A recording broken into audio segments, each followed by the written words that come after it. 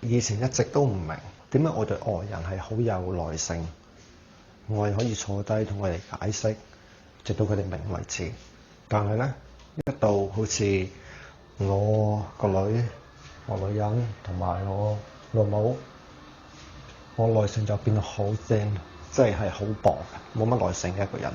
即係尤其係一樣嘢，如果佢哋唔明，我可能講咗一次、兩次，仲要語氣唔係咁好嘅已經，我就覺得佢哋哇，你好撚蠢啊！即係點解你咁都唔明嘅？我女人會指出一樣嘢，就話點解你對外人咁有耐性？對外人我係唔會鬧啊，亦都唔會黑面啊呢樣嗰樣。咁但係佢話點解我對住佢同埋個女反而會變得咁冇耐性咧？咁呢樣嘢佢都講咗幾次。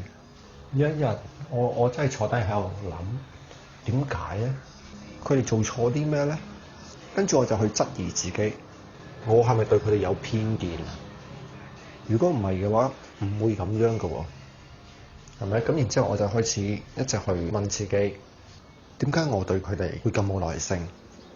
咁慢慢我就開始領悟到一樣嘢啦。佢令我諗翻起以前我老母點樣對我。我哋會出街噶嘛？咁出到街之後咧，佢可能會撞到啲朋友啊。佢對外人咧係好有禮貌，好開心啊，好樂觀咁樣。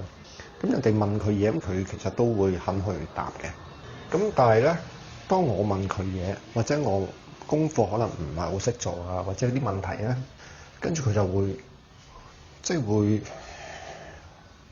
首先會對我冇耐性啦，第二會鬧我啦，第三會講啲好難聽嘅説話啦，即係例如話冇用啊、蠢啊，咁都唔識，一大堆啲咁嘅嘢咯。咁其實就咁聽咧，呢兩樣嘢係冇咩直接嘅聯繫嘅。咁但係當佢哋要我幫助嘅時候，突然間個心口就揦住咁樣。咁然後我就同佢講話，咁樣啊嘛，你咪嚟呢度跟住做呢樣嘢咁咪得咯。即係我會講啲咁樣嘅嘢嘅。咁但係呢啲嘢我係從嚟都唔會同外人咁樣講噶嘛。即係除非我好撚憎嗰條友嘅啫。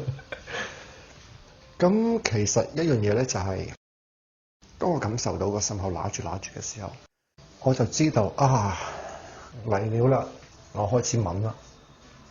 咁然之後我就會停一停，問自己：你問啲乜嘢？你問啲乜嘢？咁然之後我就會去感受自己咯，去感受自己嗰個情緒變化、身體反應。好簡單嚟講一句，即係話，如果你個心口越嚟越緊嘅時候咧，就代表嗰一樣嘢對你嘅影響非常之強烈。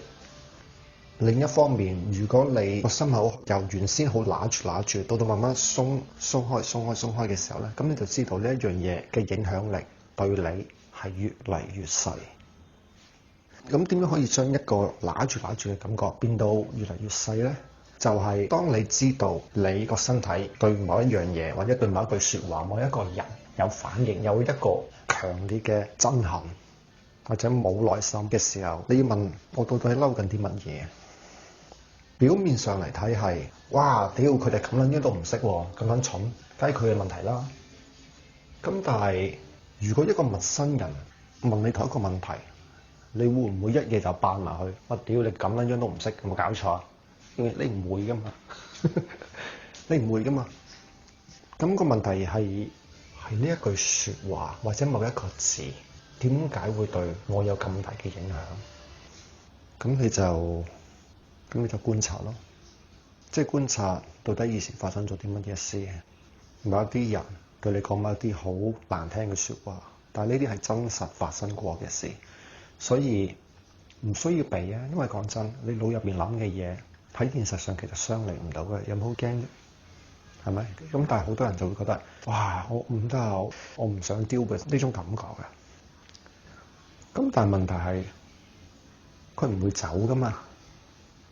咁如果你唔將佢親手咁樣拆開嘅話，佢係唔會無啦啦咁樣就唔見咗噶嘛。